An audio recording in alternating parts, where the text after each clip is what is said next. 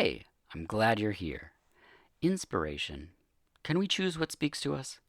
In my dad's video store, the first subgenre that took hold in me was the post-apocalypse films. Whether that was Sid Haig in The Aftermath, Chainsaws in 2020 Texas Gladiators, or that bulletproof shirt made from windows in the van in The New Gladiators. It was snazzy. I loved it all, and I would draw them, and I would even play out the scenarios with my G.I. Joes.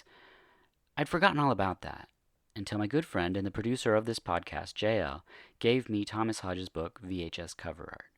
I know I've mentioned it before on the show, but it's kind of the reason this podcast exists.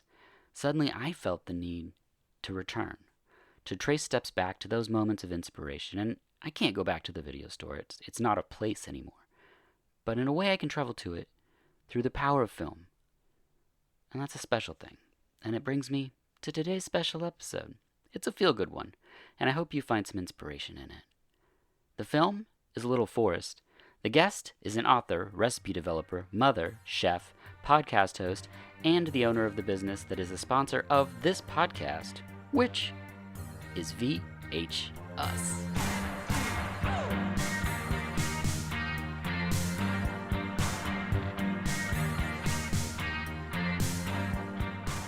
Hello, and welcome to VH Us, the podcast where each episode is about a film, and the guest has the profession portrayed in the film, sort of. This is one of the episodes that I like to do where I watch a film, and I just have a general feeling that this is the right person.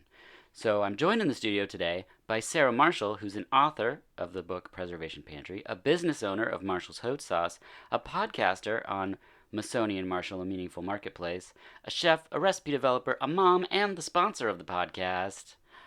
Thank you for being here. I'm also your wife. Yeah. I was going to save that for later, but also true. That's very true. People can find out more about you on the website marshallshotsauce.com. That's H-A-U-T-E, Marshall's Hot Sauce. And you are Spicy Marshall on Instagram. I am. Okay. Yep. And what's your Twitter handle? Spicy Marshall. Okay. I should have asked that before we started recording, but yes, so cross those platforms. Yep, I'm Spicy Marshall all around. Fantastic. The reason I'm joined by Sarah Marshall is because we're brought together by the film Little Forest. Was this a first-time watch for you? It was, yes. Awesome. You put it on for me. I did. I was right there. The synopsis is a young woman, tired of the life in the city, returns to her hometown in the countryside. It's a very simple little synopsis, I guess. At the time of this recording, you can stream it for free on Amazon Prime. You know that I'm a huge fan of films from Korea, but they're by and large mostly revenge films, horror films, crazy action movies. This is a bit of a departure. Yeah, I was kind of expecting that. So when you first put the movie on, I had to ask you partway through, have you seen this movie? Yes. Because I was waiting for somebody to get like gutted. Yeah. And then it just didn't happen. It doesn't. Great. Yeah. It's There's a reason behind all of this. This is a very different type of film, and if you haven't seen it, pause this episode, watch Little Forest. It's sweet, it's cute, there's very low stakes, and it's beautiful. It's a very comfortable movie, and I think this is a time where a comfortable movie might be welcome in pretty much everyone's life. Yeah, for sure. I feel like it's so warming to your soul. Yeah, and it's why I wanted to talk about this. This was slotted for season 1, but you're a very busy person, and it's hard to tie you down for an hour and a half movie that's not in English. So there is subtitles, which requires you to look at the screen.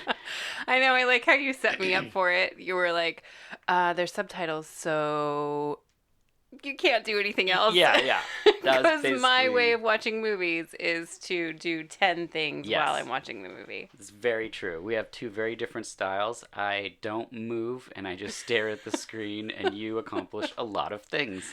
I gotta get stuff done, man. Yeah, but for this, I didn't. I put everything away. Yes. I had my piece of paper to take notes. I was very proud of you. Thank you. Thank you. Let's put the film in context. The director, Soon Ra-yim, did Three Friends, Waikiki Brothers, Fly Penguin, Rolling Home with the Bull, Southbound Whistleblower, and then Little Forest. So this is the last Have one. I seen any of those movies? I haven't seen any of them. Okay, good. This was the first I've ever heard of this director. They didn't sound familiar. So. No, I want to find her other films, though. The cinematographer, Seung-hoon Lee, I can find nothing about this person, which is sad because one of the major things I like about this movie is it's so beautiful. Like So beautiful. every shot. Actors, we got Ri Kim was in The Handmaiden in 2016, 1987, Little Forest, and is now on a TV show in Korea called Mr. Sunshine. So that's great, still working. Next actor plays Yoon is Ki Joo Jin, and she's done a ton of television, none of it we've seen in the States. And then actor, we got Jun Ryol Ryu, who was in A Taxi Driver, not The Taxi Driver. He would have been a little young. Great clarification. Yes. Heart Blackened, Little Forest, and a movie called Believer, which is a pretty awesome action movie. The film's based off the manga by Daisuke Igarashi. I'm sorry if I'm murdering these names.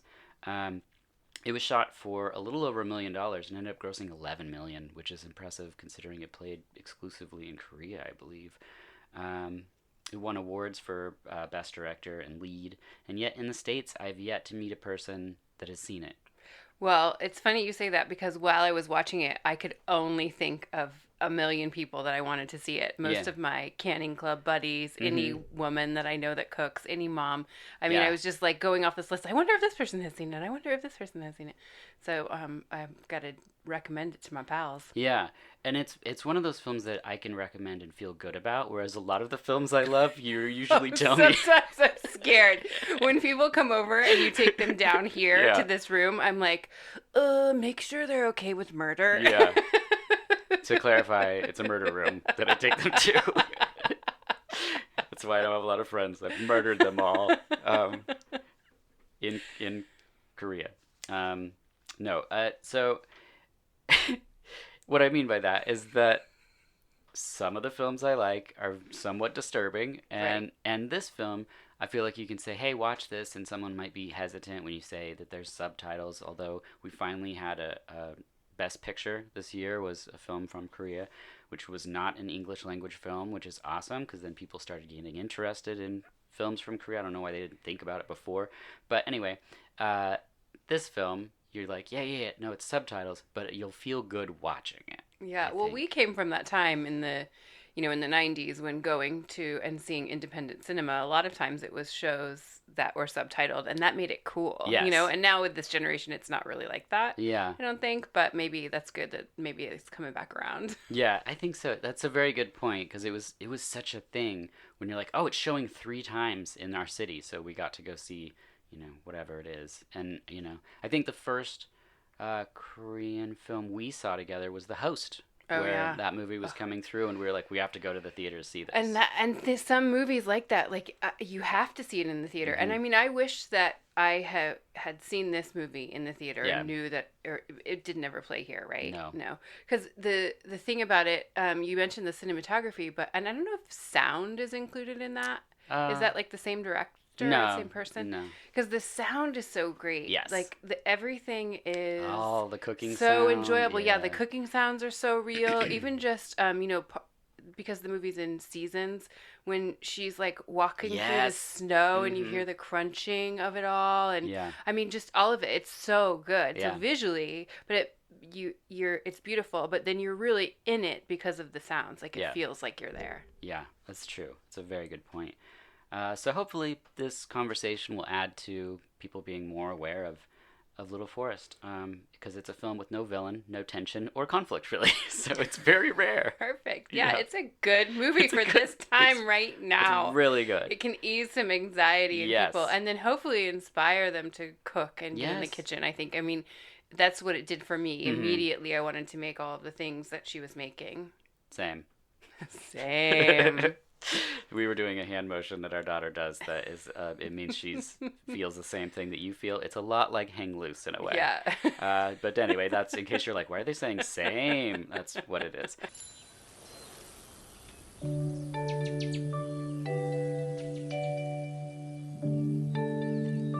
이성리는 쌀과 사과가 유명한 작은 시골 마을이다. The film starts with our lead lady on a bike, and she says it takes an hour to get to market, and she's on this winding road, and there's instantly something very peaceful about the film. Then we get the winter title card, which I love that we're going to go through seasons. Seasons aren't something I really thought about growing up in Oregon because it's mostly just was gray and rainy, and green is how I think of like my whole life. But because of you and all these things that we'll get to, now my life is very much in seasons. Even if you don't notice a change in weather, it's like, oh, this vegetable's available and this is happening now. Well, when because I didn't know what the movie was about, but I knew it was for your podcast. I thought maybe it was just about living in the forest because it was, showing her. That's a little bit of why you're here.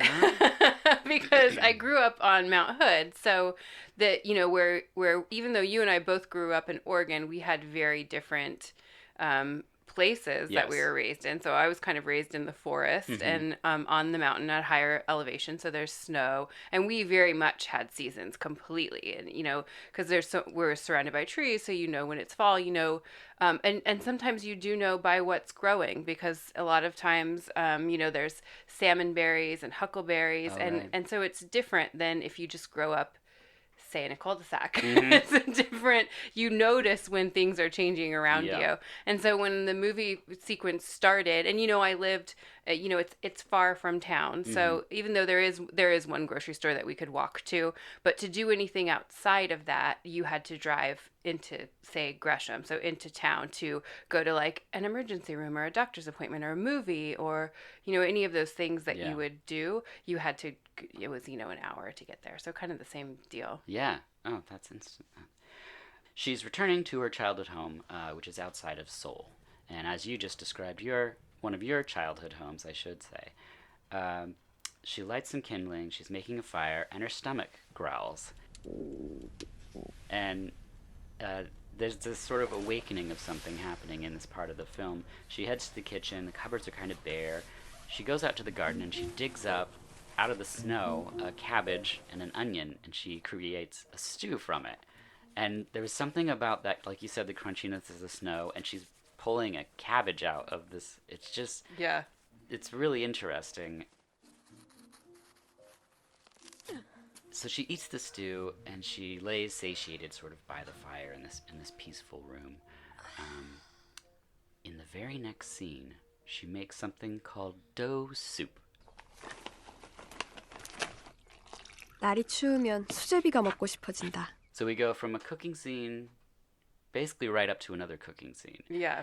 And by this point in the film, it's when I was like, unless this takes a turn somewhere, I love this. Yeah. Like, there's something about her cooking and preparing and the way they frame it and the calm music that just instantly struck me. Well, I think it's true. And, whenever you and I talk about movies, we talk about character development. And I think in that, like, first couple of minutes of character development, before she's not, really spoken to anybody else. You don't know, she could be a total jerk. But she is just, by herself explaining it. Oh, it's far to get, to food.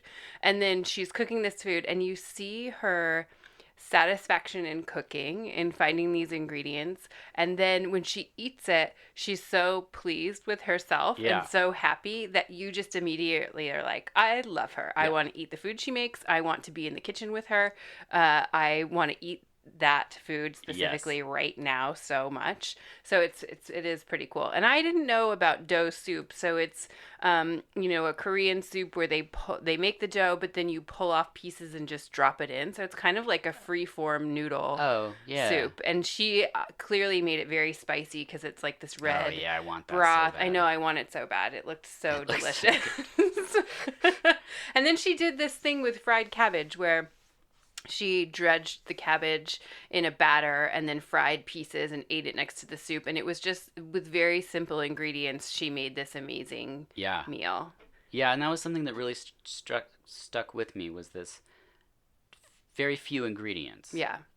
Or later on, it's some of the process where it's like when you open a cookbook and you see that one recipe and then you keep going back to that book just for that one picture that you're like, I feel like I have to make this. Yeah. It's a compulsion almost.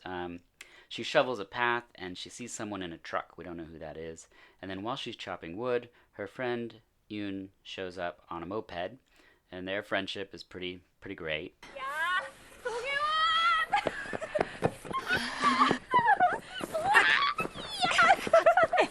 They're a little back and forth. her friend says, "Why did you come home?" And she replies, "I came home because I'm hungry." And there's something about that hunger that she's referring to, whether it's a return to home or a connection to food. It's all things that sort of they're explored in this movie. Well, and at that point, I still wasn't quite sure what I was watching. Yes. So I was like, okay, when the truck pulled up, I was like, oh, she's going to get murdered. Right. And then when she was telling her friend how hungry she is, I was like, oh, okay, so it's going to be a zombie movie. Yeah. Like, she's going to start eating her friends. And then about 15 minutes later, I was like, okay, I think this is just like a normal movie about food, and it's really good, and I can stop waiting for somebody to get murdered. And then they made a dumpling out of babies. No, you've had me watch that movie. Yes, it's true. It's called Dumplings. Oh my gosh. Her friend never left the small town and wants to live in the city so badly. She says that she lived in the city, or our main character says she lived in the city, but the instant food left her hungry. Hungry for home and for a connection to food, essentially. She doesn't say that, but we're sort of extrapolating that from that idea. Now, we've known each other for a little bit. I'd say so. Yeah. This September, we will have been married 15 years. So thank you for applauding, everybody. In that time, you started a food business, but we didn't always have a connection to food. No. Do you remember when food went from being something that you had to eat, like, say, a piece of American cheese on 2 pieces of bread that was split for the 2 of us? Yeah. Yeah. So I think that once I started, so when we met, we both worked in retail and were going to school, and, food wasn't really important. We ate, very quickly and cheaply. It was like food was not to enjoy, really, just to survive. So, that changed, I think, when I started doing social work, when I got a job, and one that was very stressful. And I started cooking to kind of deal with it. And I think she kind of does this in the movie where, when you're unsure about your life and you're unsure about your day-to-day job, because, my work was very chaotic, that I would come home and it would calm me down to cook, to can, to preserve, to do all of these things, because it was just me in the kitchen. Mm-hmm. You would usually be watching movies, and then as I was doing it, you would kind of end up in the kitchen with me. But it was just like this very calm, relaxing thing. And I think they really show that meditation, like that meditative process really well in this movie, because it's her, you hear the water boiling, she's just waiting. Mm-hmm. Her brain and her body are busy, and that's important when you're feeling stress or anxiety about something. So I think that this movie did a great job of like showing that, and that's exactly how it was for me. I like connected through food over a very stressful job. Mm-hmm.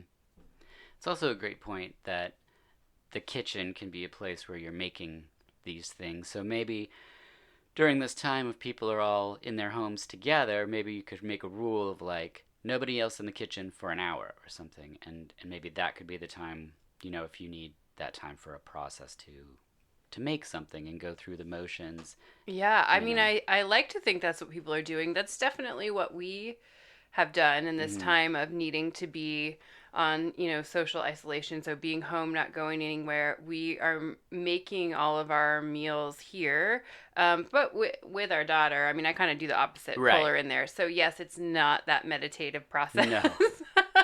But it also keeps her busy, so it keeps her from showing up outside of the kitchen colored in green marker, say.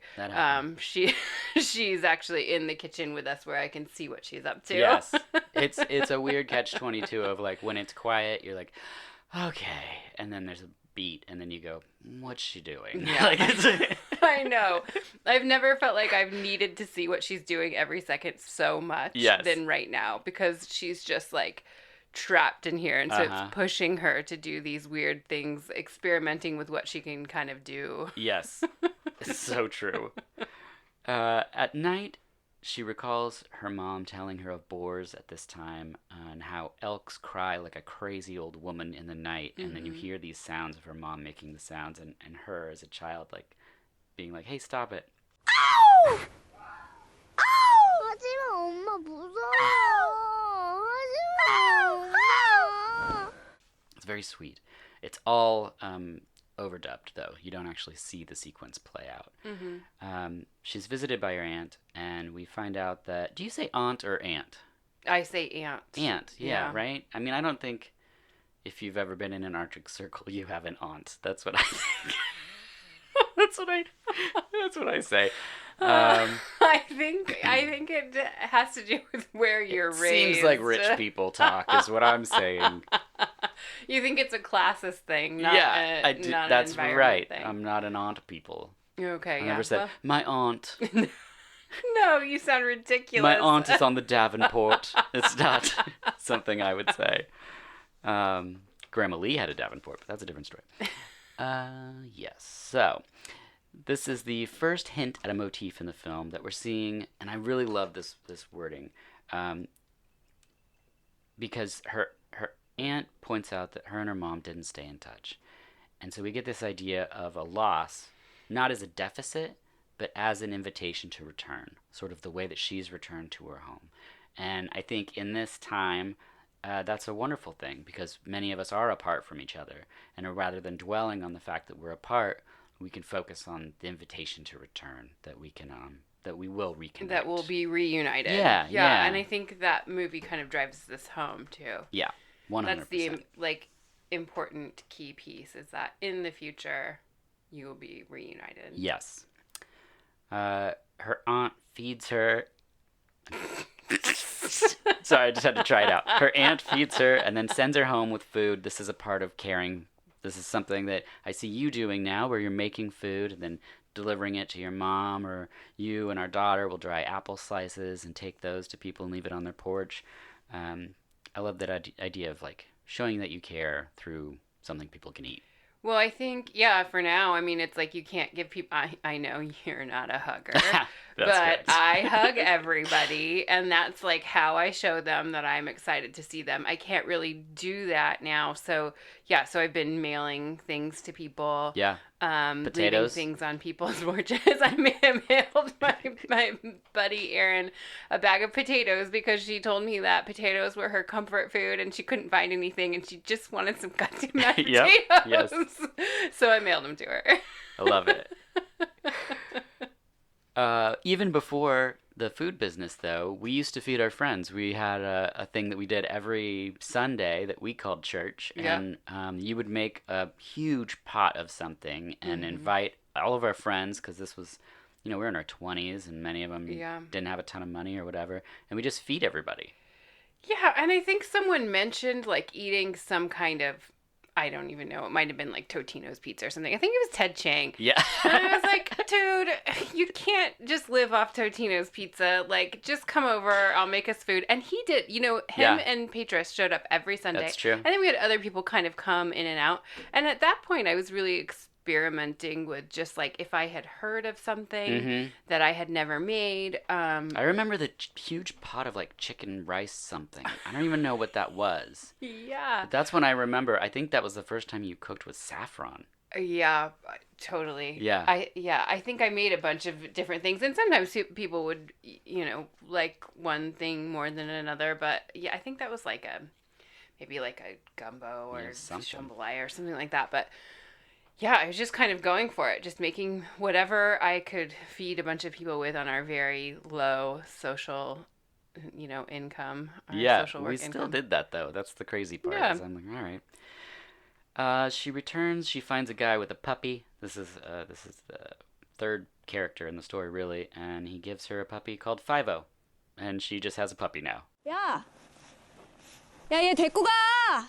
Which I was like, oh. Yeah, I thought it was weird. kind of a jerk move. Yeah. That's the last thing I would want as a coming home gift. Dogs are really hard to take care of, you know? And she doesn't have dog food.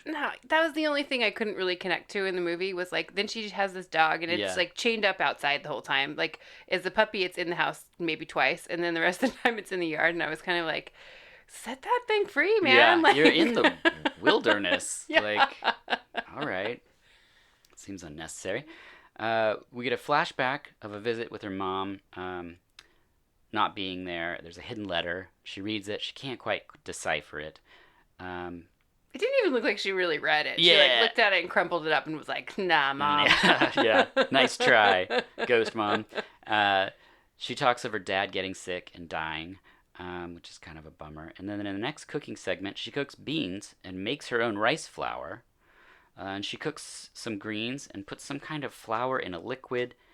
She then asks Yoon to mash the beans. She sifts the flour layers and steams it, puts the beans on top. I didn't understand what was happening. Yeah, she was making like a steamed rice cake, a layered steamed rice cake. I've never had this. I don't think I've had it either, but I've definitely seen it. Like you'll see it in if you go into like a Korean grocery, sometimes they'll have it like wrapped in plastic, like already made. Oh, right. In like the cold section, you know. Okay. And so hers, she did make all the different layers, and those were red beans that she was smashing up. Mm-hmm. And so the thing I loved about that scene was her friends could tell that the recipe was different than her mom's, that they had as children, you know? And so that was really cool. Hers was saltier. And because she salted the beans. She salted the beans, and she didn't use, like, pumpkin. Sweet potato or pumpkin. And so I thought that was a really neat thing, because even if you have a family recipe that's not rice cake, let's say it's your...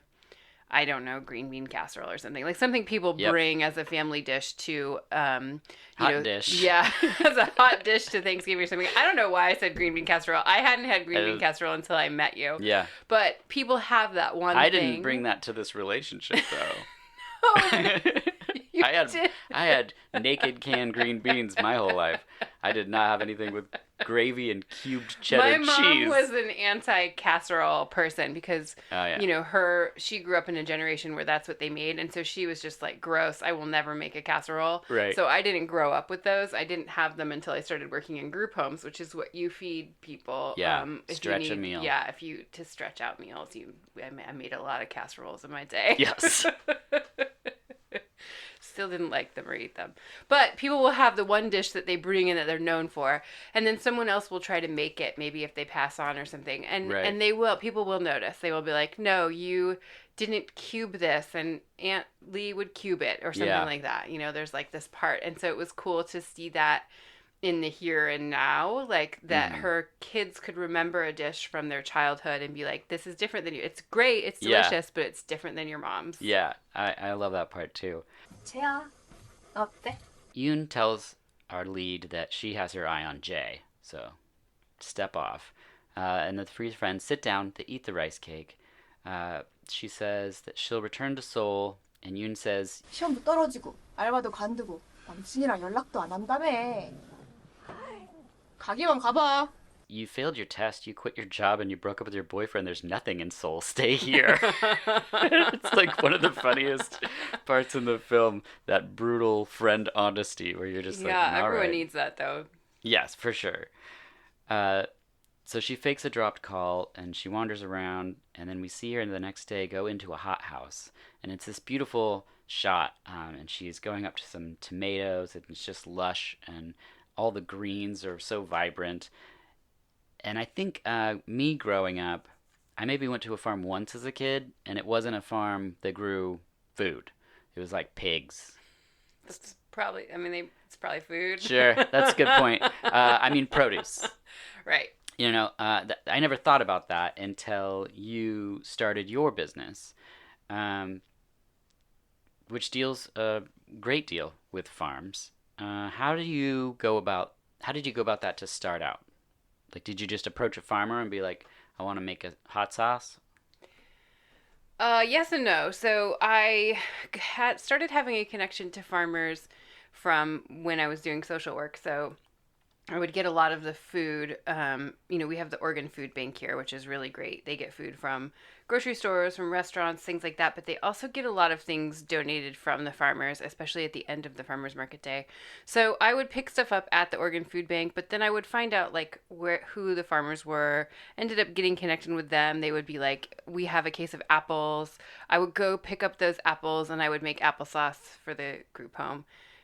And so I met them then and knew of that environment then, and then kind of started as I got more and more into cooking and canning and the people that I was working with were into it, I started to think, well, maybe I could do something as sort of a business. So I kind of already knew the farmers from there, but then when I, applied to be part of the farmers market, they were like, your ingredients really should come from farmers. Do you think you're going to be able to source it all? So then I had to like go and actually make these connections with farmers and say, hey, can you grow me this stuff? I know you can't do it right now, but me getting into the farmers market kind of depends on it. And so they all agreed to grow these things for me. So right away when I started the business, I had to have that connection to farmers. Mm-hmm. But then, of course, I loved all of them. Yes. And wanted to know where they lived and where their farms were, and wanted to go there and see what they were doing. Mm-hmm. And it is a very special thing. I mean, so I had been to farms and nurseries growing up because that is how a lot of the people supported themselves. Not in Welch's, in the mountain town that I lived in, but then in the next town down, mm-hmm. in Sandy. Most of the families, that's how they support themselves, is through nurseries, through farming, through things like that. And so I had been to places like that already.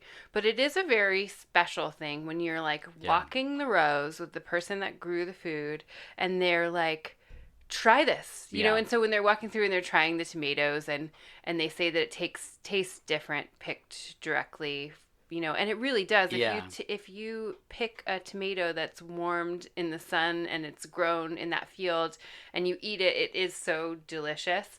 Although there is this movie has like excessive tomato eating. Yes, it does. Doesn't it? Yeah, there's another scene. Like the only tomatoes that I have picked off, no matter what, like picked off a vine and put in my mouth, are cherry tomatoes. Yeah. I can't even tell you if one time in my life I have bitten into a tomato and eaten it like an apple. Never. And even when I was watching them do it, I was like, I want it to be an apple. Because if I eat a tomato, and I will eat a whole tomato, but I will slice it, salt it and pepper it, and then I will eat it. Sure. Never just get in there with my face. Yeah. It's pretty crazy. But it's done a lot in this movie. It's done so much. Yeah.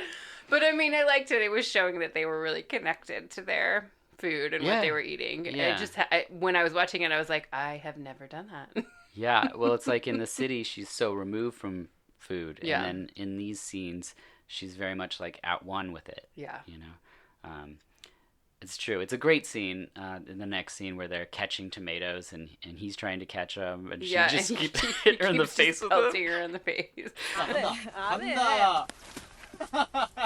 Which I think that's good, because it's like whenever I do see something like that in the movie where they're like, oh yeah, I'm going to throw this thing and catch it in my mouth, I'm like, I would never be able to do that. No, it would be 99 takes. Yeah. And I just have tomato bruises all over my face. Not good at sports.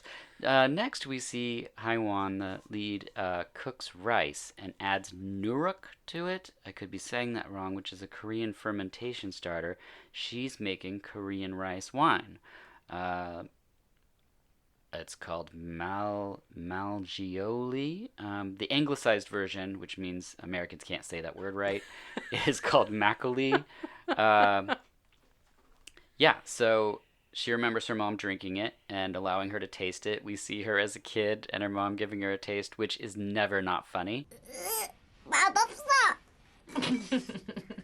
Yeah. Anytime you see it, you're like, oh, they're going to take a drink, and then they do, and then they're like, ugh, and you're like, ha, stupid kid that's kind of probably right.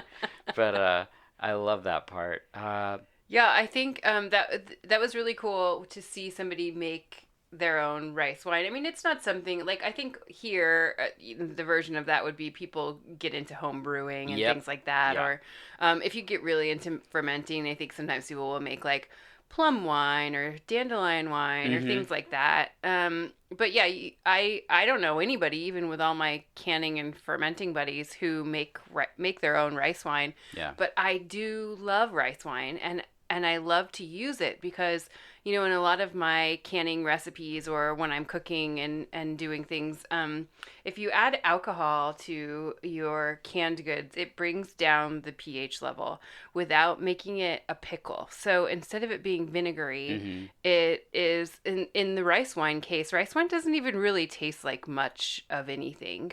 And I mean, it does. It doesn't taste like rice. It tastes a little salty because it's usually rice, salt, water, that's been fermented.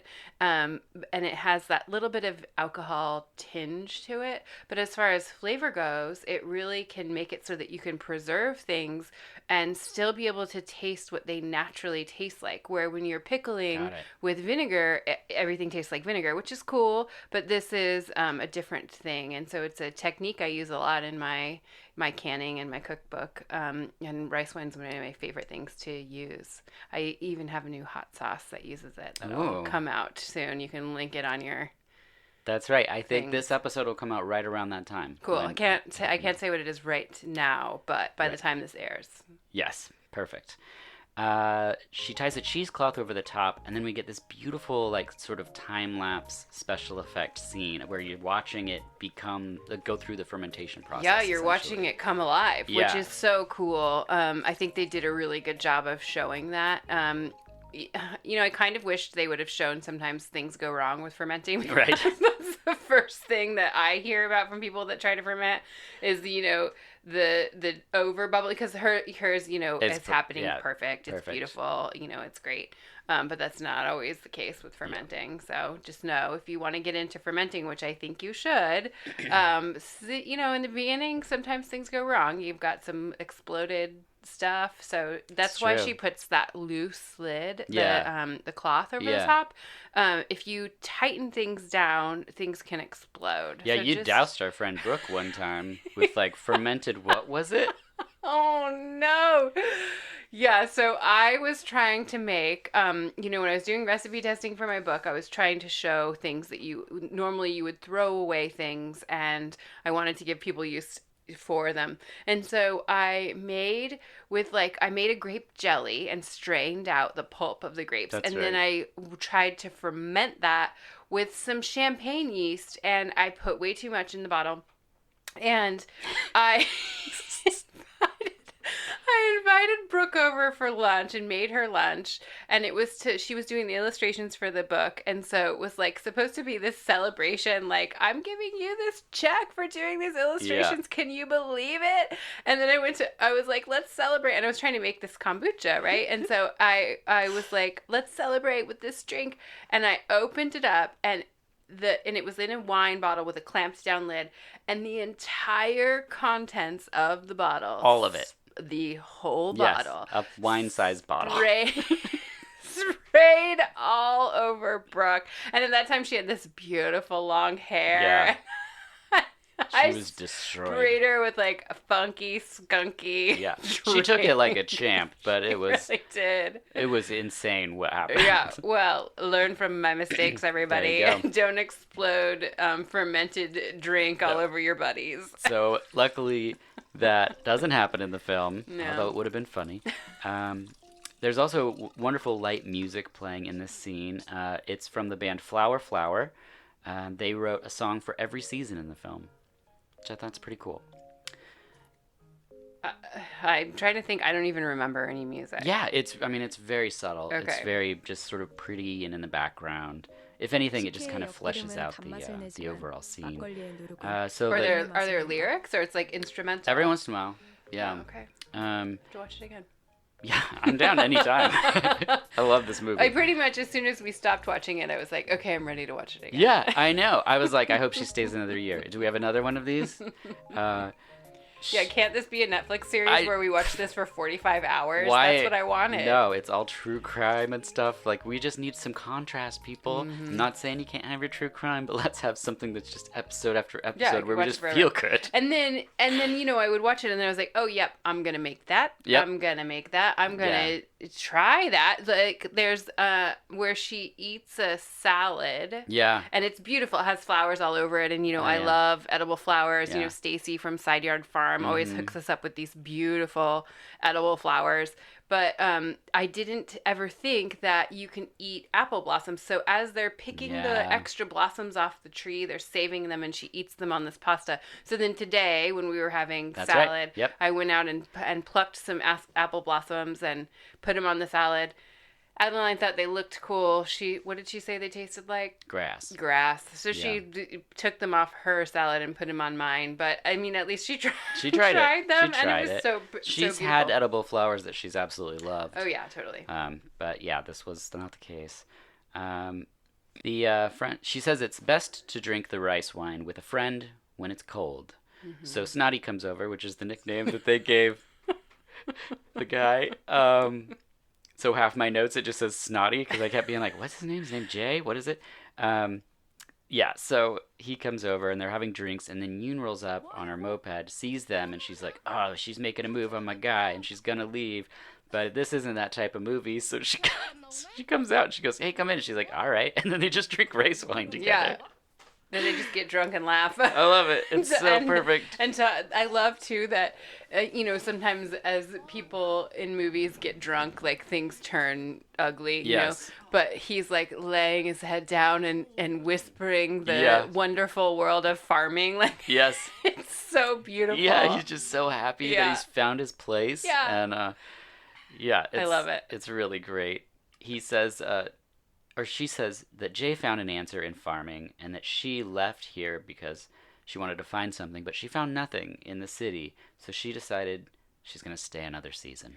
Well, and, she says that, but she's finding exactly what she needs. No, but not in Seoul, she didn't. Oh, yeah, not in Seoul. Back home. Yes. Yeah, but she's not finding it through farming. She's finding it through cooking. And I kept hoping that, like, her solution was going to be that she was going to feed people, that she was going to have some kind of small she might restaurant or something, and see, that's why I need more episodes. Yeah, you need more, because like later on when she plants her own garden, it's like this is it's all growing through the whole thing, like the passion. This whole film feels like a person having like an awakening, know, and not like a Robert De Niro awakening with Robin Williams, but like never mind.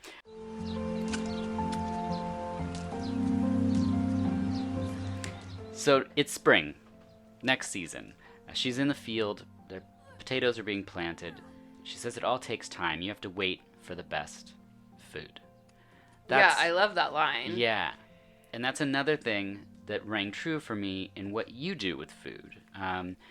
You treat everything with time and respect for processes, whatever you want to do to create the thing. I see you do it in the kitchen time and time again. You're balancing flavors with other seasonal ingredients, building flavors. You don't just throw everything in a pot, bring it to a temperature, and then that's the thing. It's like you have an order to every process that you're doing. Yeah.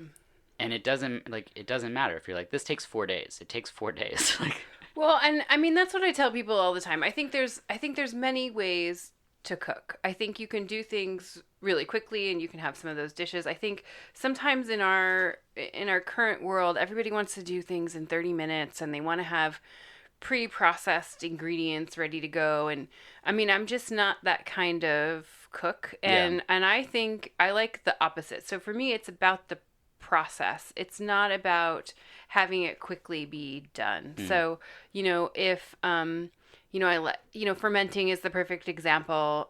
I like to sprout things, so if I'm going to make like sprouted, sprouts or like a sprouted salad or like I make this fennel salad I really like. And I have to plan a couple days before because I have to soak those, mung bean sprouts or mung beans and then put them under paper towels and then sprout them.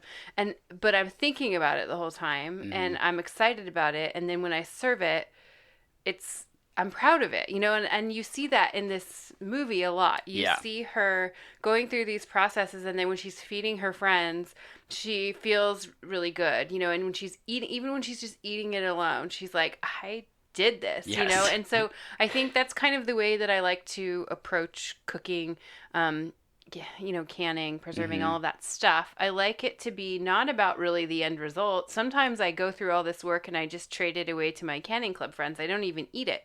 But it's about putting love into this thing that does take time, and that's the way that I'm showing people that I love them even more, is by giving them my time. Right.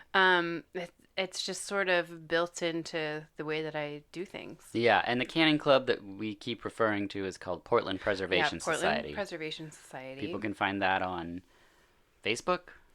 Yeah, we started a Facebook group. I mean, now we've had the group for like 7 years or something. Yeah. And so it is still on Facebook just because that's how we have new people join. But then once you join there, then we send you out a list and you can come to our meetings. And people ask questions and all kinds of things, share resources. All canning from the stuff we're into.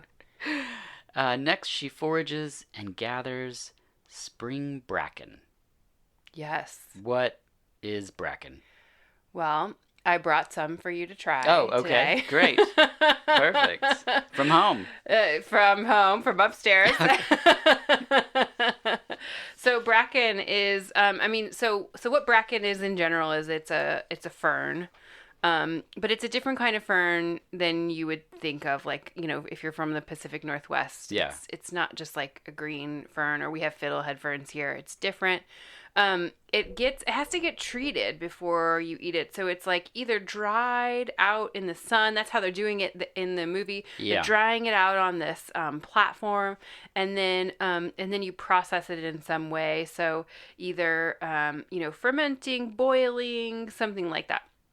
So what I brought for you is I brought some wild bracken pickles.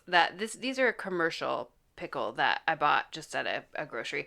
And then our friend, who's also a past guest on your show, That's Heather correct. She was the first guest, season 1. Yeah, Heather she is my buddy from Portland Preservation Society and just from Portland. But she made her own Szechuan pickled bracken. And so what she did was bought the dried bracken, and then she processed it. You can find it on her blog, how to do it. It's called Voodoo and Hot Sauce.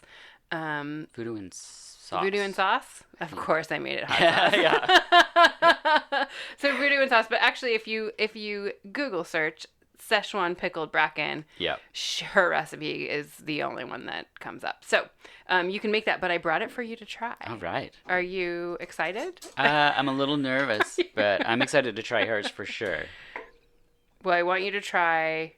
Oh my gosh, look at those chilies. Yeah. Well, she did say Szechuan. So. Oh my goodness. Can I help you? Oh, yeah. Can you open that jar for me? Okay, yeah. It's got some plastic on it for one thing. Okay. Yep. That's why I couldn't get it open. There's plastic around the top. Okay. Okay, I did it. So. If everyone knows, I use my muscles. Yes. Good job, muscle man. Yeah, so many of them. All right. So see these pieces here? Oh gosh. Okay, so It's like a stick. It looks like a stick. Yeah. Or seaweed. Yep. Are you ready? Yep. Can I? Here. Here. Okay. You Yeah. do it. You're so. Have you tried this before? Yeah, totally. I think you're gonna hate it. Okay. Oh no, I like this. You like it? Okay. I mean, I didn't think you'd hate Heather's. I thought It's you'd hate really the commercial oily. one. Yeah, it's super oily. So It's very muddy in flavor. Yeah. Yes. So this one I thought was muddy, so I wasn't into it. I don't mean it tastes like dirt. I mean you can't discern flavors. Like I just mean it's muddled. Yeah. It's hard to tell. It's like But then try Heather's. Do you want one of the pieces of chili? No, I'll try without it, and then I'll have a chili. Okay, here you. Thank you. This looks way better, first of all, and I'm post pictures of this to the Instagram. So bracken is like another example of, taking something. I mean, basically it's this fern. It grows wild, but also, you could do nothing with it. It would just grow. But it's also this big, long process of making this. And it's really special. And it's something that you can share with people. So I got this. This has a wonderful flavor. Yeah, right? What Good is job, that? Heather. How would you describe that? It's not like asparagus, but it's something. I think it tastes like nature. I mean, so, it's the perfect example of being able to taste the flavors of it. I mean, it is a fern. It grows in the forest. It tastes like the forest. And it still tastes like the forest. But then she also made it, so she put chilies. I think she did like cinnamon sticks. Yes. Stuff like that, all boiled down. And you cook it for a long time. And then it's fermented. And so it's really cool. But it's like, it's one of those cool things where you could do nothing. I mean, you could do nothing. You could not eat those apple blossoms. You could not pickle that fern. You could not use, all of these things. But when you do, it connects you to that time and place. And I think that that's what this movie so perfectly describes. And I think that's what, they show so well why people preserve. Like even less, the things I love all the cooking, but what I love more is all of the preserving, because for her, it's connecting her to the future. So she's like, I'm making all of these things. They're not going to be ready until next season. So I guess I'm going to stay here till next season. Yeah. And it's kind of like, it's why I like to do things like that for our business too, because it's like I'm putting these up to use, all of these summer ingredients to use in the winter. And that means my business is still going to exist in the winter. Right. It like gives you hope for the future, and then it reminds you of your connection to your community throughout, the year. And so I think it's a really cool message that's shown so well in the movie. No, that's a really good point. We see the rain, and she says, when you see potato sprouts, it's time to plant the other veg. Which, I don't know if that's true, but I don't know. Yeah, it's interesting. Like when she said it, I was just like, right, I'll take note of that. That's well, important. So this year was our first year of growing potatoes. Yeah. And so personally. Yeah, like as a family, it was the first year of us growing potatoes. Yeah, super fun. Yeah. And so I guess once she said that, I was like, oh, cool.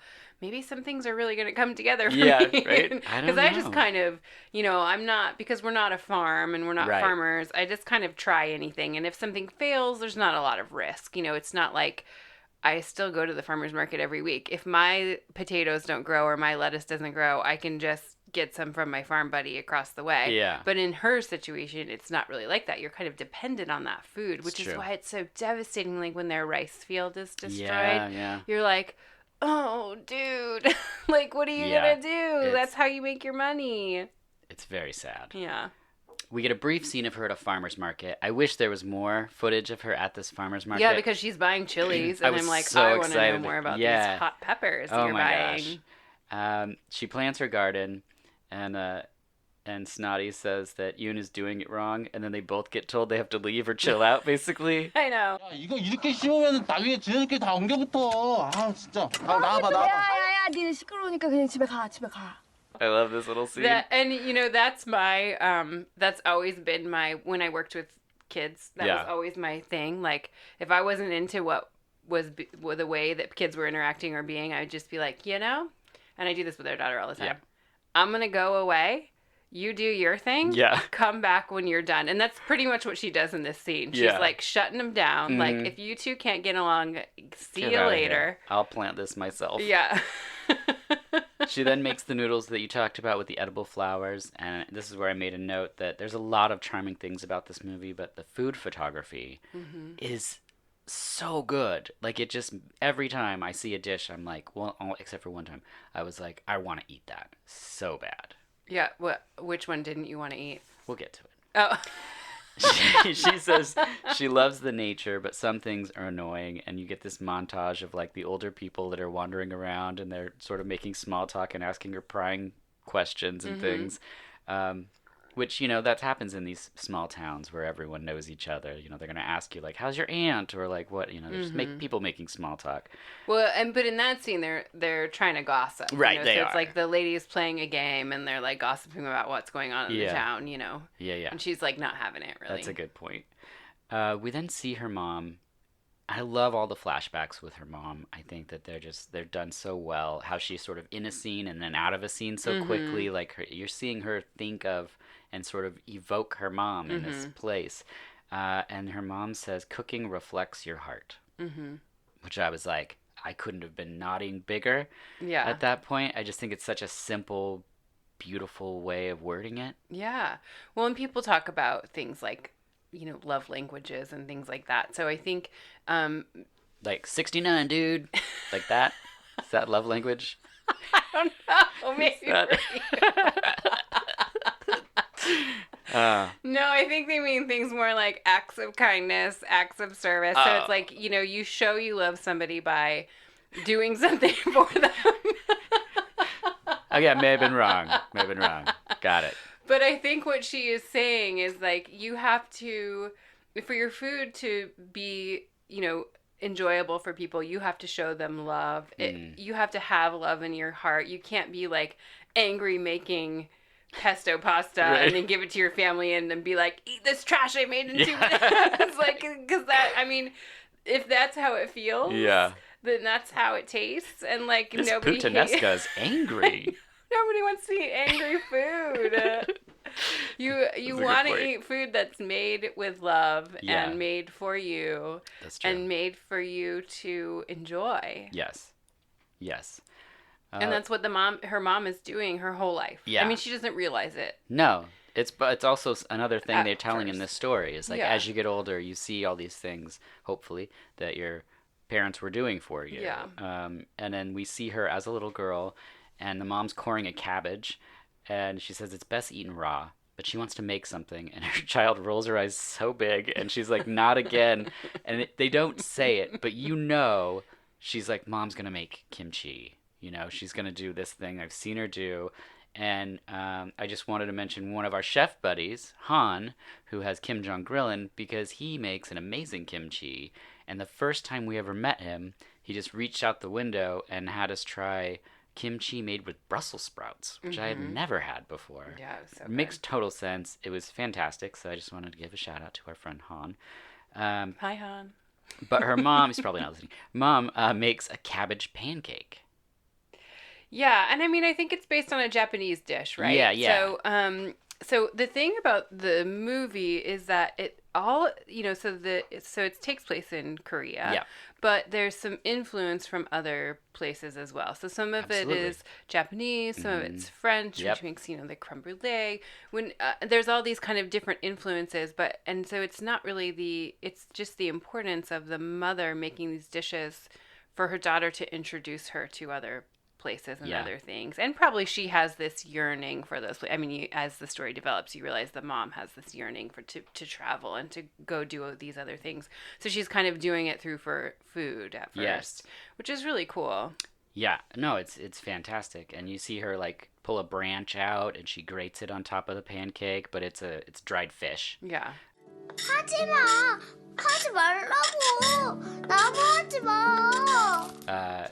But she's like, no, not the branch. Like, it's just like, it's really funny. And then when she's older, she sees someone else make that dish at a street cart, and she realizes that her mom didn't invent this dish. That sneaky mom. Yeah. She told me that was her dish. It's so funny.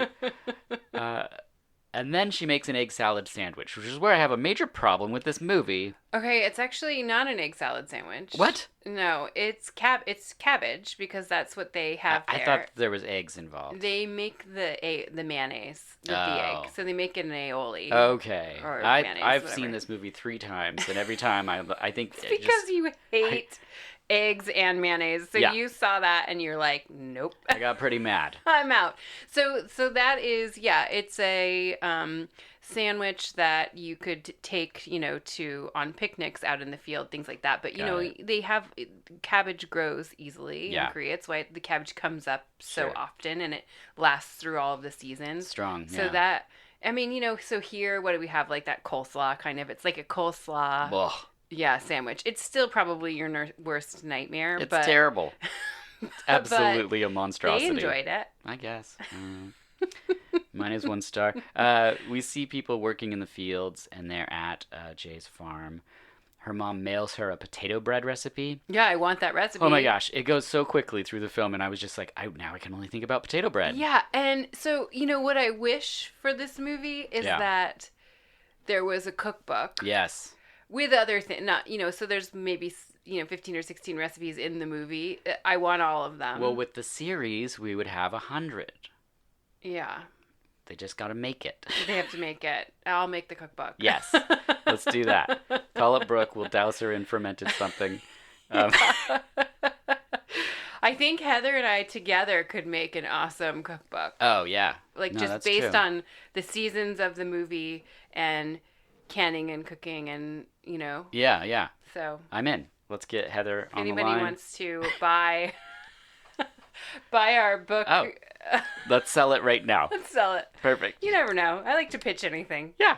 No, it's great. You just put it out there. It's the secret, right? Yes, I'm putting it out into the universe. There it is. The next cooking scene.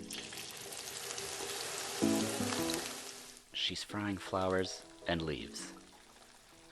Oh, yeah. She's making like a tempura. Yeah, like a spring tempura or something? Yeah, so I looked up what this tree was because I had never heard of it or seen it. You know, it looks like this little cluster of flowers. Like white flowers. White like little flowers. Puffs. Yeah. Yeah, so I looked up and then the green part looks like dill or fennel fronds or something, right? Yeah, kind of. So what that was is she was eating the flowers and the leaves of this tree that she is putting in a batter and frying, and they're like light and crisp, and it looks like the most enjoyable experience. Yeah. But I don't know that the trees grow here. It's called the acacia flower, and so those are called acacia flower fritters. I've never seen them or had them, but I would love to at some point. I don't want to just go around frying blossoms off trees, but... Well, the temperature she fries it at, it's so perfect and light and delicate that when she bites into it, it's like you said about stepping in the snow. Yeah. You get this crunchy sound that, like, I'm like, well, I want that. Yeah. Oh, my gosh. It was another one of those perfect sound moments. And, you know, one of the other ones I liked, they didn't even tell you what it was, but she hears a sound in the night. Yeah. And she gets up and she's, like, a little startled, you know. But I knew what that sound was. They don't tell you what it is, but it's the snow falling off the roof. Oh, right. So when, like, snow builds up, and then, it just makes this big thumping sound. Yeah. And if you grow up with that sound, you know not to be startled. But she probably had been away for a while, so that's such a subtle thing, because she was in the city. And so she just sort of forgot about it. That's so But funny. you just get used to it. It doesn't even wake you up, anymore after a while. You're just used to it. Yeah. Well, now we're in summer. Okay. We know because it tells us summer and the dog is bigger. That dog. The garden is also bigger. She and her friend argue over absolutely nothing. And the best part about this scene is, they're having a quarrel that they already said was going to be about nothing. But the cicadas or whatever the insect is that's there at summer is deafening in this scene. Yeah. 남일이라고 그렇게 쉽게 말해도 되냐? 네 일 아니니까 상관없다 이거지? And it's just one of those details where you're like, that's their life out there. Like, that's what it is. That's the sound of the season. It's so cool. Her and her mom talk about being bullied, and then we get the creme brulee. And I love the creme brulee because they're saying French words, which immediately makes me go, wait, what's happening? Because you're watching a film that's in Korean. They're speaking in French when they're saying the fancy creme brulee thing. 크렘 브릴레야. 크렘 브룰레? 엄마가 개발한 요리인데 원래 이름은 La Joie de Bidon 크렘 브릴레인데 근데 우리 혜연을 위해서 짧게 그냥 크렘 브릴레. It's really great. You get the sound of the spoon going through the sugar. Then she makes it in a scene, so you get to see how she takes the heat source to get the crystal to caramelize across the top. It's a very sweet scene when they keep saying creme brulee back and forth. Now I get confused. So she gets milk out, grates a cucumber, and adds a half of a tomato, and then eats it. So it's kind of like, let me see if I can make it make sense for you, like a Korean gazpacho. So she is making a cold soup. Okay. With what's on hand, and it's not milk because they wouldn't have milk. They wouldn't have that cows. Makes sense. So it would be soy milk.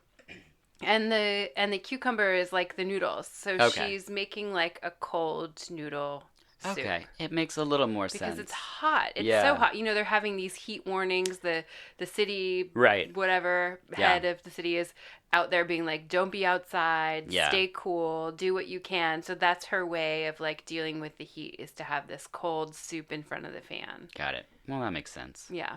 Seemed a little gross, but Was that the one dish you wouldn't eat? no, the egg salad sandwich the egg was the salad weird one. sandwich, But apparently yeah. that was cabbage with mayonnaise, which doesn't sell me any harder. Doesn't tell you any harder. I knew you would still hate it, but I knew you wouldn't be picturing egg salad. Right. That's true. 할머니가 왜 벌써 돌아가셔? We see her as a teenager sitting with her mom, and they eat tomatoes like apples in this scene. And her and her mom talk about dating, about if she misses her dad. And her mom throws a part of a tomato into the yard and says, even thrown like that, the next year they will grow. And it's like, this movie doesn't have a ton of dialogue, but like everything that's said is like these huge ideas kind of boiled down into very simple things. It's one of the things I just really love about this movie. Yeah, I think, her mom's whole thing is like, if you have nature through, in their case, it's farming and foraging, gathering food, you have a connection to your place. And then if you turn that into food that you're making for a family, then you have connection to your family. And then all is nourished, Yeah. And so that's like kind of her message. It doesn't mean that everything is okay. It Right. doesn't mean, her mom is still lonely and needs to do some soul searching, because she did her, she wanted to raise her daughter in this world of love and an abundance with very little, and she did that, and then now she needs to do something for herself. And so I think that in that tomato scene, that is the message. Like, she can still go forward and bear fruit of life. Like, I thought that was really like a beautiful scene. It's really awesome. Next, we see old Snotty and Hye-won are gathering something in a stream. I don't know what they're gathering. I think they're little snails. Okay, snails. To eat, Okay. They don't ever show them cooking them, but that's what they may have just left them behind because they get pretty drunk. They get pretty drunk, yes. They talk about previous relationships that didn't work out. He reveals that he had a 9-to-5, but seeing himself like that seemed like death. Yoon shows up with booze. We get another fun hang time. Then she calls her ex and reveals that she didn't leave for here, but she came back. And you get some of those like word reversal things that happen. Sorry, go ahead. Yeah, I just wanted to say one of those scenes that I really liked. So it's while they're talking about their jobs, right? Yep. And I think this is something that really happened for me. They're talking about not wanting to take orders from someone. Mm-hmm. And I think... Wait, that's you? You don't like to be told what to do? I don't like to be told what to do. And usually it makes me want to do the opposite pretty quickly. It's true. But, I mean, I think it's a personality thing. Like, you either want to do things on your own and you want to do them your own way, but for good, not because you don't want to be controlled, like because you want to take time to do things and you want to do them a way that feels good for you. And sometimes if you're in a job, whatever kind of job it is, things just don't feel right for you, or you're not able to do them the way that you really want to, of what your heart tells you. So, for me, for social work, that's what it was. I loved it, but I couldn't follow all of the things because I just wanted to love everyone and I wanted to give them things, and that's bad boundaries in the social work world. So I couldn't really do that. So it just wasn't the right fit for me, So, but I could create this thing that gave me what I needed to make me not feel like I was crazy a little bit. And he's kind of going through that where he's like, they want him to do things that don't really fit with what he wants for the world. And so he just leaves. And I think that people need to know that it's okay to do that. Yeah. And then I think it's best to do that, because then you create your own thing that you really want. But I think it's good to do those kind of jobs, any kind of job, where you realize, this isn't really, it kind of shapes who you are. You're like, this isn't really who I am. Right. But I can create something that fully encompasses who I am. Yeah. So I liked that scene a lot. Oh, for sure. No, and we both did social work, very different fields. And at the end of, decade, same thing.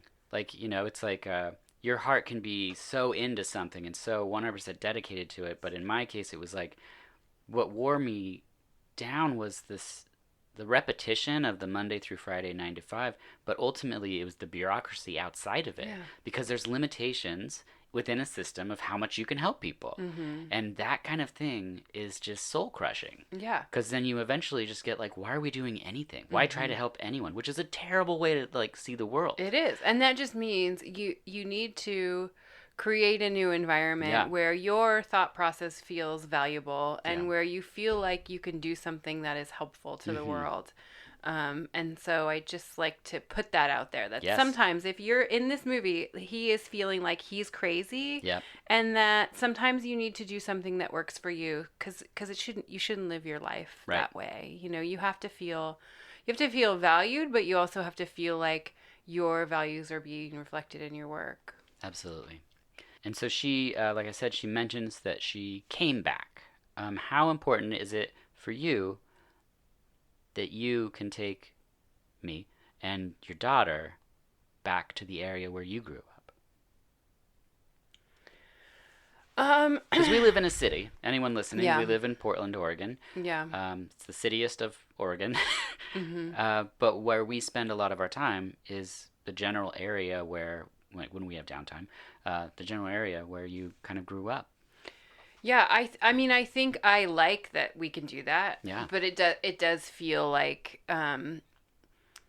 if I couldn't do it physically, I would do it through these other ways. You know, so even like as we're planning our garden and stuff, I'm wanting to plant things that grew where I grew up. Sure. So salmon berries, huckleberries, those were like the first things I wanted to grow because they were things that I remember from growing up. And so we do have the luxury of living very close to where I grew up, so we can just take her there, take Adeline there, and take her to the snow and take her to the forest and do all of these things. But if we say, you know, we're far away, I think I could still reflect it through food or plants or just even talking about those things. But yeah, we're really, I feel really lucky to be able to take her there. You know, my parents don't live there anymore, so we don't go to like my childhood home, but I can just take her to the same forest. Yeah, the even forest. It's just really cool. Yeah. To have that. Yeah, I agree. The gals see Snotty with his ex, and they're like, "Oh no, he's getting back together." You know, it's a brief little scene, but then we get the next cooking segment, and it's my favorite one. 최고의 요리는 아무래도 직접 해먹는 거 아닐까? She says the best food is making it yourself, which I think is partly true. I like the ownership. I like the experience. I like you said, cooking in the kitchen with our daughter. But I also like to eat our friends' food a lot because we've luckily, befriended many chefs, and we love to go to their restaurants. So I hope we get to again when this all passes. Yeah, it's like my only hope. Oh my gosh, yeah. Is that I want all of our restaurant buddies to come back. And I just want to post like all of their amazing dishes on Instagram because like I miss them, but I don't want to bum them out. Yeah. You know, it's like it's this weird nebulous thing. I don't even know if I'm using that word right. But the dish in this scene is rice cakes, and it's spicy. And I love this part. I wanted this dish so bad. I think about it a lot. It's a beautiful spicy scene, but because you deal with peppers and spices, I have a little trivia question game to play with you. Oh, geez, cool. It's 4 peppers that may or may not be real. You tell me if they're real. Ready? I think so. Okay. I don't know if I'm an expert, but I'll do my best. Habanada. Real. What is it? So the habanada was developed by the folks at the Culinary Breeding Network, and they made a version of a habanero, but it's not spicy. So it has all these nice, like, floral, citrusy components, but no heat at all. Awesome. Peter pepper. I'm going to say not real. It's real, and it looks like a penis.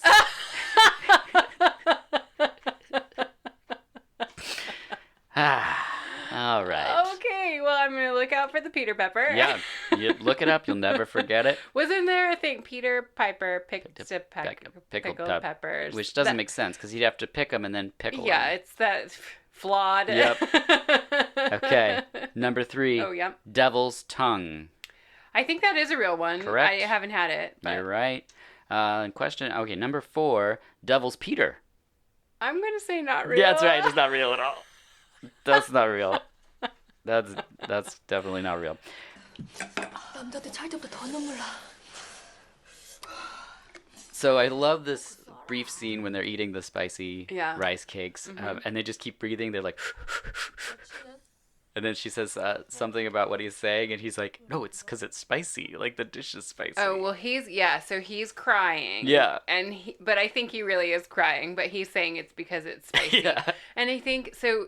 So that scene, they are making this spicy dish. It's supposed to be spicy, but she wants to put in because she's teaching her friend how to make the dish. Yeah. She wants to put in all the peppers, and she's like, okay. But I love that they're committed to eating it. They're still eating it because it's so spicy. And we've kind of had that experience where you eat things that are too spicy. Yeah. Where you cry, where it takes you on this journey that you don't know that you're going to go on. Yeah. So it's almost like hallucinogenic a little bit because, it's peppers are cool, man, because it's like they get your body going, your endorphins going, you're like sweating, your heart is racing. Yeah. It like makes you feel alive. It's really cool, and I can tell that that's what they're experiencing in this moment in the movie, and I loved it. I wanted to be right there with him, and I wanted to eat that dish so bad. Yeah, I definitely want it. Next, she's gathering chestnuts. Mm-hmm. She peels them, adds them to salted water, soaks them, and then she boils them, and the next day she cleans them, and then she boils them again. Until today, I had never had chestnuts. I believe that. And today, you made me a soup with chestnuts in it. I did. It was delicious. I had the luxury of not having to peel and boil It's all a lot of work. It's a lot of work. But it's one of those things, like sometimes naturally foraged stuff, to make it taste good, it takes a lot of work. Yeah. We have people at the farmer's market that sell roasted chestnuts. Yes. Chestnuts grow here very well, but people don't use them too much, or they don't know what to do with them. I would say most often in the States, chestnuts are used to make like a chestnut stuffing, like around Thanksgiving time, because they come out in the fall. But you do have to roast them. You do have to peel. They have this like bitter vein, I guess you would call it. I don't know, through it. But so what I did was I bought from a very fancy grocery store in Eugene, from Marché Provisions. Oh, yeah. I bought them, they had them already prepped and sous vide and in these vacuum sealed bags. So you can use them anytime. And they're roasted. They're delicious. So Super good. They're kind of like sweet and nutty. Mm-hmm. And so today I made a chestnut soup. It's based on a French soup. And it's just a creamy chestnut soup with bacon and cream. But then the chestnuts, you blend it up so they are a little bit creamy. And it has some nutmeg and bay leaves and thyme and lots of vegetables, carrot, celery. So it is definitely not what she is making. No. She's making like a chestnut jam. Like she's Yeah, she says glazed chestnuts this good mean a deep breath into autumn. Yeah, so she's making this preserve to put up for another season. I just made you a chestnut soup so you could have chestnuts. Well, it was great. She's putting food up, which is not the behavior of someone moving, but more like someone planting roots. You wrote a cookbook called Preservation Pantry, which I just wanted to mention at this point in the podcast, and also that you teach classes. Yeah, I teach canning classes through Airbnb Experience. For now, they're put on pause, but I think they're going to, let's Eventually, hope, June, come to There my we go, canning classes, people. everybody. And I love to teach the act of preserving. Like I said, I find it very calming and meditative. And a lot of people come to my classes, they're not even really necessarily going to can. But they want to experience something with me, and they get to go home with this jar of things. And so I really like to look at those classes as a very much like time and place thing of people are on vacation, or sometimes they're living here, but just giving them the opportunity to kind of slow things down and do this experience, and then realize that they can do it at home. And so people come to the classes for all different reasons. Like maybe that's what they want, or I get a lot of people coming that want to start maybe their own food businesses. And so this is kind of an entry point. I've had farmers from California come so they can make hot sauce in California. All of these things, I don't really care what the reason is. I just want to inspire people to connect to their food and their time and place. So I also think it's interesting because most people don't teach people how to do what they do. Yeah, I'm the opposite. Yeah. I just, it's kind of what I was talking about, like doing things for what your values are. And my value really isn't about me knowing all the things and me doing it and me being the only person that does it. It's really about being part of other people's journey. So if I can be part of people's lives in a positive way, even if I don't stay that part, but if I can be part of kicking off an experience that brings them joy down the road, then that's how I want to be. Well said. Thanks. Yeah. 하늘도 참 무심타. She next talks to her aunt, and the crops aren't great. There's been some damage.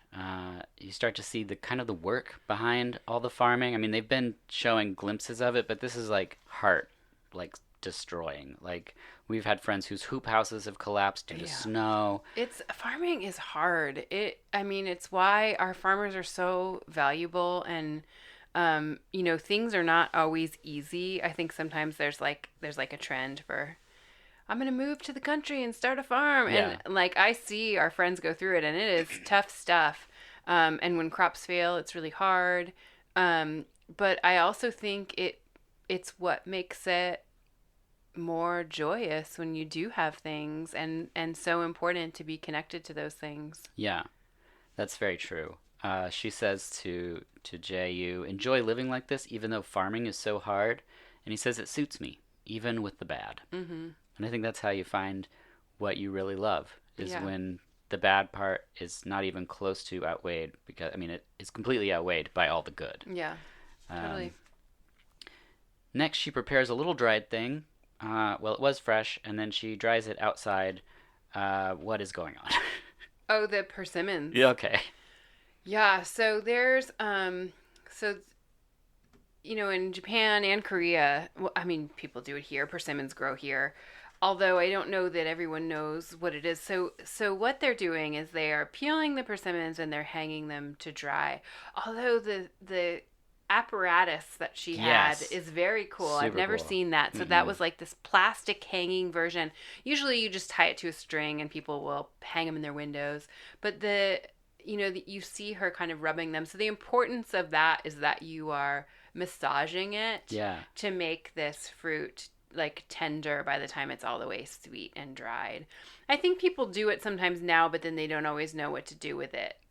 Yeah. After they've gone through that process. So you really just, think of it as a dried fruit. You can eat it. You can also cut it up very small and put it into salads. I've done that. Or it can just bring some sweetness into some things. Got it. Yeah, but it's the cool thing about it showing the time and place in the film is to show how long it takes to do it. So it's really like you're doing this thing for down the road. Right. Yeah. 아빠가 영영 떠난 후에도 엄마가 다시 서울로 돌아가지 않은 이유는 너를 이곳에 심고 뿌리 내리게 하고 싶어서였어. Her mom says a beautiful thing about feeling it's time to move on, and that she didn't return to Seoul after the dad died because she wanted her daughter to set roots for herself in this place. It's really beautiful. I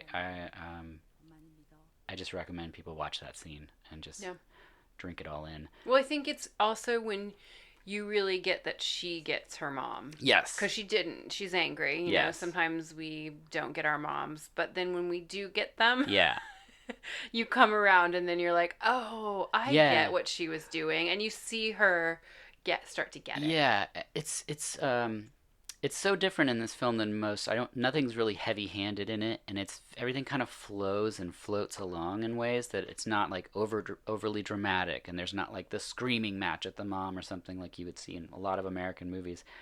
But you get these hints of everything, which I think is fantastic. She realizes that what her mom meant, and that she sees nature and cooking was her little forest, and what she wants for her is for her to find her own little forest. And I love this.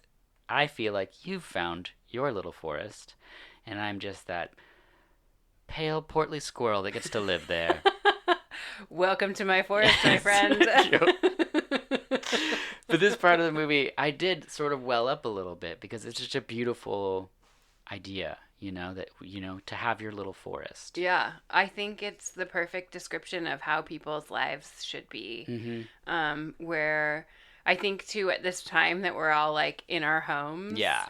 It should really be a place that you can make it whatever you want it to be, Mm-hmm. And so for that family, what brings them joy and connectiveness is food. Mm-hmm. For the other family, it's farming. Yeah. And I think that you figure it out. I think for us here, it's a little bit of a lot of things. Yeah.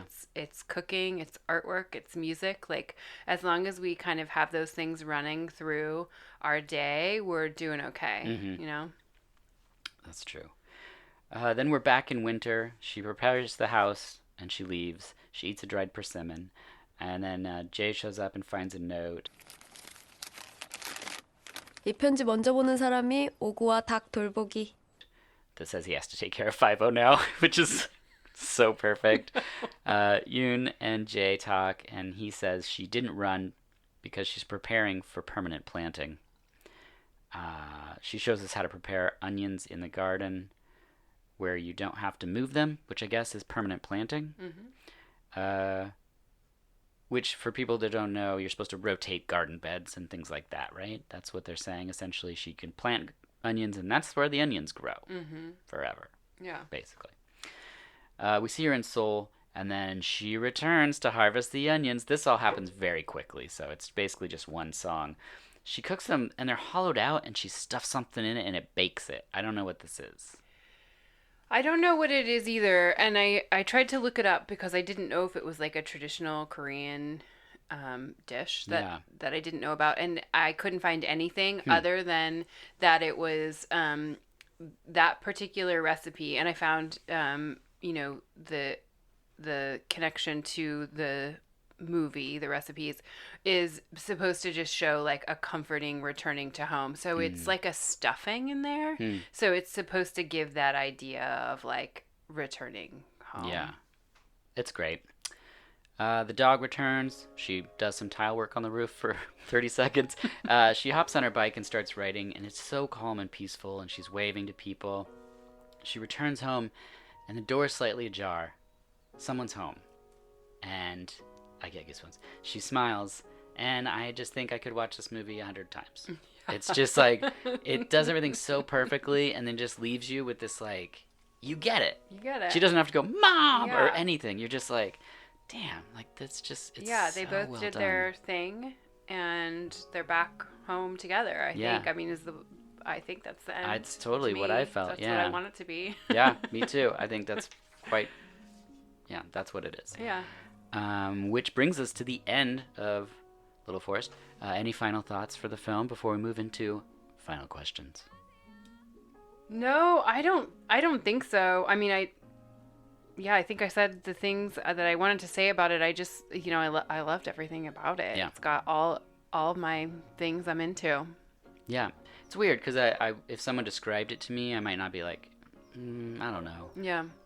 But when you watch it, I don't know, there's just something so inherently like beautiful and like fun, and it's so nice that it's not something where you're like, they're gonna fight, then they're gonna make up, and then they're this, and then there's that. It's like, it's not about that. And I think that's really lovely. Final questions. I'm ready. All right. What's a good day like for you? Remember, I'm sitting here. The pale, chubby squirrel in your little forest. I think a good day for me is when I get to see my people and connect with them. So, normally it's being at the farmer's market, I think is a good day for me. Teaching a class, writing a new recipe. Nope. No. I really think it's being with people. Yeah. Because, when you have your own business, you aren't around a lot of people. And so I think a really good day is when I get to be around people that I love and have some kind of food interaction. So either going to a friend's restaurant, going to the farmer's market, feeding people, teaching people. Those are my good days. What about talking to one of your farmers? Yeah. Did you say that part? Yeah, at the farmer's market. Okay. I mean, when I talk about being at the farmer's market, it's just as important for me to connect to our customers. I mean, we go there, we sell stuff. Sure. But I love to go there because I love to talk to the other vendors and the people that run the farmer's market and the people that are there. We do this walk in the morning where we walk around and we talk to everybody and we connect to them. And that is my favorite part of a market day, is just to say hi to everybody, see them, and, all of our farm friends, see what they have growing, post things about it so other people can come see what they have growing. Like, those are my favorite parts. Farms like La Terra Vita. Oh, Art. With Art. Lovely potatoes. Yes, the best potatoes, the best eggs. Yes, absolutely. What other farmers can we shout out right now? Well, Food Waves. Yeah, we love Food Waves, and they're at the market right now with eggs. And then they'll starting to get they have like the best lettuces, wasabi greens. Wasabi greens, yes. So I love them. Winter's Farm, Marvin is there, and I love he does a lot of root vegetables and jams and honey and things like that. Groundwork Organics has a lot of wonderful things right now.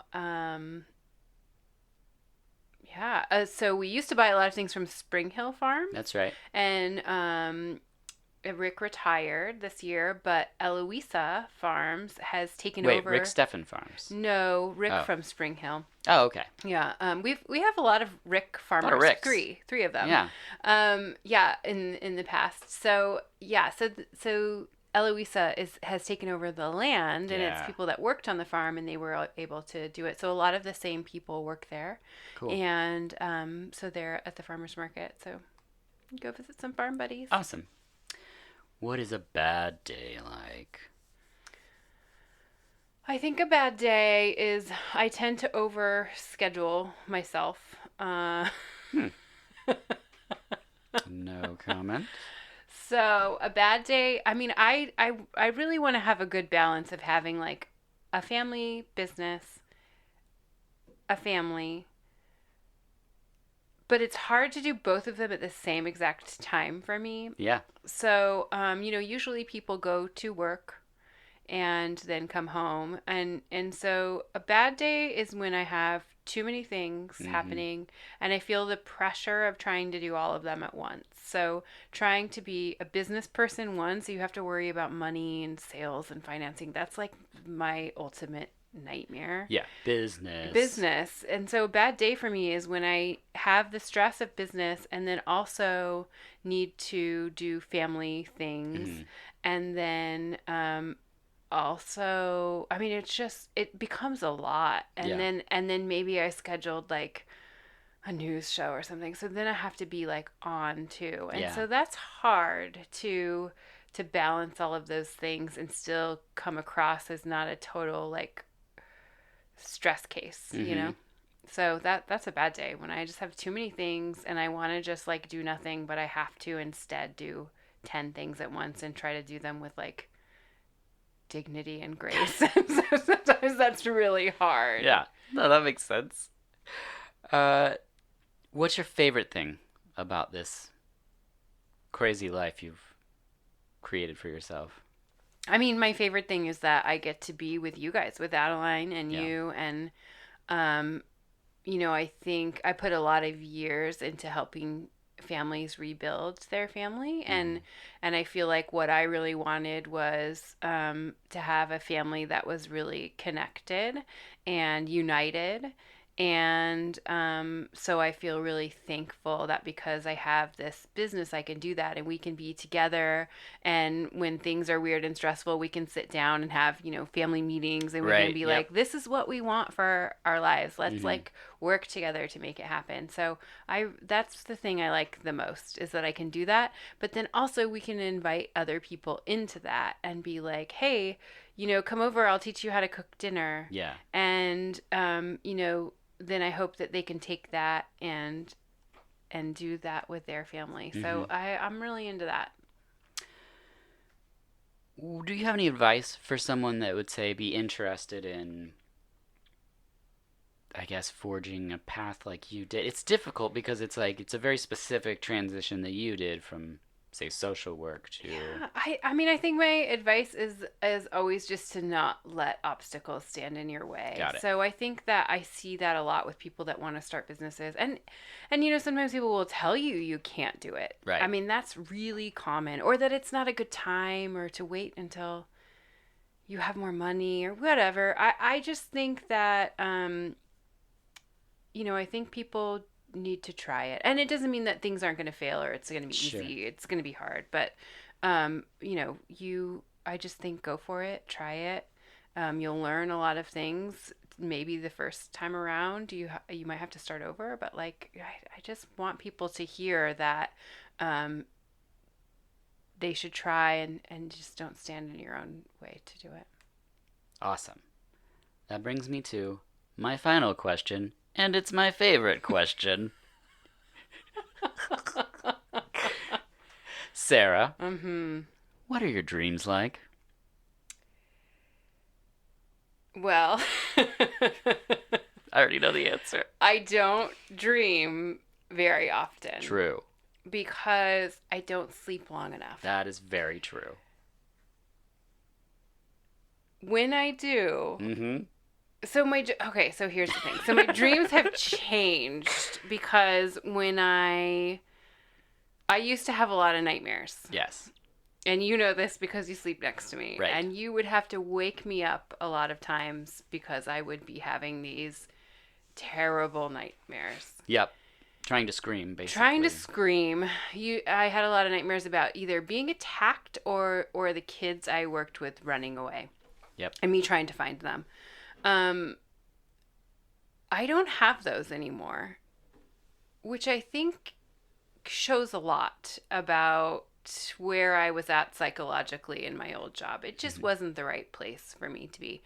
Now, if I have dreams, they're usually, I think because I read Adeline a lot of books, they're usually very kid, there'll be some like floaty cloud unicorn type things that maybe I wouldn't have had before, but I think because I'm reading a lot of these children's books, I'm like kind of in it. So I would say that's more along the lines of what I have, but I don't really have nightmares anymore, which is cool. But it might be the fact that we work so much. Yes. I don't sleep a lot. So I think you have to sleep for a certain amount of time to have That's what people dreams. say. That's what they say. I mean, sometimes I'll take a little nap and I'll have like a really quick dream. You're just like, oh, unicorn. Like that. Yeah. Or sometimes it'll be like, I think that I have started doing something, like those dreams where you think you started your day and then you wake up and you're like, oh, I haven't even gotten up yet. Yeah. And now I'll just start my day. Yeah. I don't know. Oh, great. Do all that again. Yeah. It's like, oh, I just did this, but not really. Yeah, that's true.